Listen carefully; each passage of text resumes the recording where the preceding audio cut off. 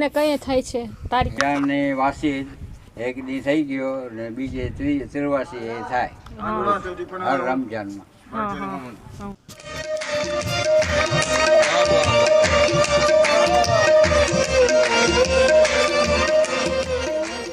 Y છે દરગાહ, અહીંયા મોકલ છે એમ કહે છે તો આપણે અહીંયા જાસી. તો હાલો આ દુઆ સલામ કરી લઈ, નાળિયેરની વધારી લ્યો અને અગરબત્તીને કરી લઈએ. walhamdulillah, la ilaha